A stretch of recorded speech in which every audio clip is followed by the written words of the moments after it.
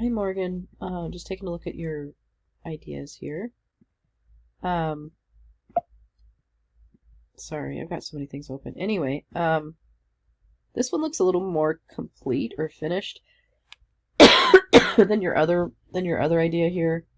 Although I do like this one as well. I would say maybe just bringing these in all the way, maybe, and having them connect all the way, and then centering them a little bit with the R might be a good idea.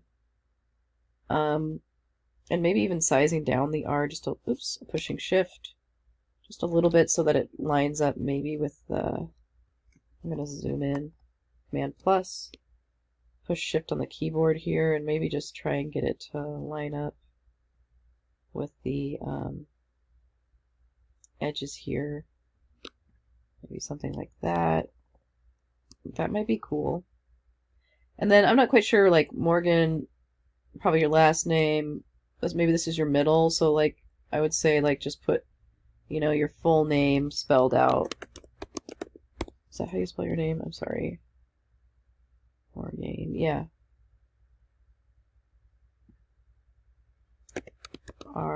Maybe it's Ray.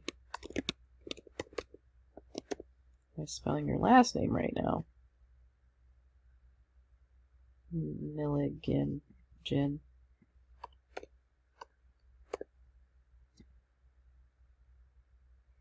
Okay, yeah, so something like that, you know, make it bigger.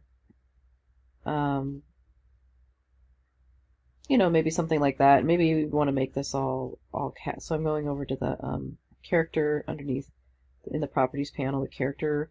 There's a dot dot dot here, so if you click on that, that can bring up the whole character panel. And we could probably do like all caps maybe, or like obviously maybe a font pair, or a font that kind of, I'm really liking this almond font. I'm not sure if you have access to that, but if you want to find more, you can go here and it will activate Adobe Fonts, and we can search by, you know, this filter here. It's not really wanting to work for me. Maybe I need to launch my, sometimes if we launch, go into the applications folder and launch the Adobe Creative Cloud application, that helps just to make sure that's open. And then if we go back into character, find more, and then go to filters, you know, we can look up like script or black letter or like handwritten, handmade type fonts. Sometimes these are kind of nice, but maybe more of a script. Nothing too hard to read though with scripts. Sometimes that's a problem. But let's say I like this one, Alderly Pro. I can connect to the cloud by activating it. Activate these fonts. Okay. And so, yeah, I want it on this one. I might have to click on it a couple times to make it stick. But, oops.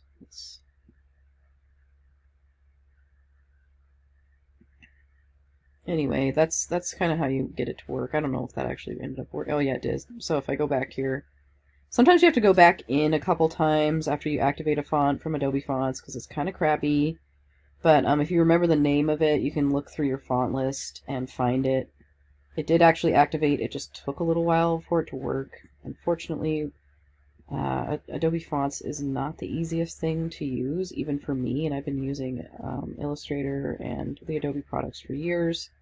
But maybe something like that would be good. And then if you did like a control click on this or a right click on a Windows, but we wanted to do a create outlines and outline our fonts. So yeah, that would be the black and white version. I would save this with a BW in it. I mean, I know right now you say rough draft, which is great, but you want to do your MRM logo bw.ai first, and then do a file save as, add color, and save it with the CMYK. So we want to be putting the color information in the file name. So if it's black and white, put BW. If it's CMYK, put CMYK.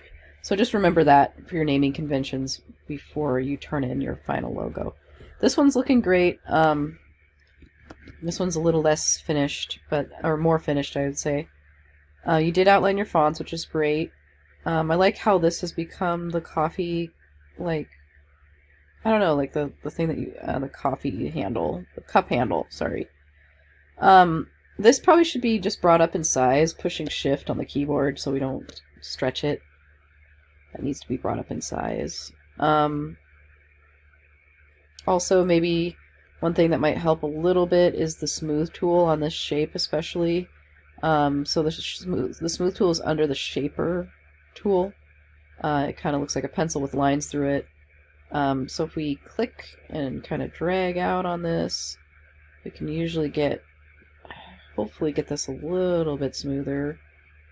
We just want to get it looking a little bit better. I think one thing that's happening with this shape is maybe we just need to delete a couple anchor points. So if you go underneath the pen tool, go to the delete anchor point tool, we can kind of delete a couple of these anchor points. And that's looking a little better. Maybe another thing too is, I don't know how you made the shape, but it's looking pretty good. These look pretty good too. So yeah, I'd say that looks better, a little bit better. The shape is kind of tough because it's just hard to get it looking perfect, I guess. But yeah, I think this is looking pretty good. I would join these shapes in with this, unless you want them to be different colors in the color version. So you would do that by pushing shift or just clicking and dragging over all of the shapes and using the shape builder tool and then drawing lines through the shapes to add them all together. Oops, I didn't mean to do it through the middle of that. Just through the black parts. Oops, not the white. I need to zoom in to do this because I'm just too far away. But if I drag lines through here, I can add it all together. And if you want there to be shapes inside of these that are their own little shapes, you can click on those. It'll automatically default to filling them in with black, but you can make them white later if you wanted to. I don't know why you would do that though. I'm just going to delete them. But you see what I'm saying. You can actually make new shapes using the shape builder tool. So anyway, that's pretty much the feedback I have for this particular design. I like both of them. I think I might like this one. I don't know if I like that one better or not, but I almost do. They both are good ideas. Anyway, I'll stop the video here. Great job.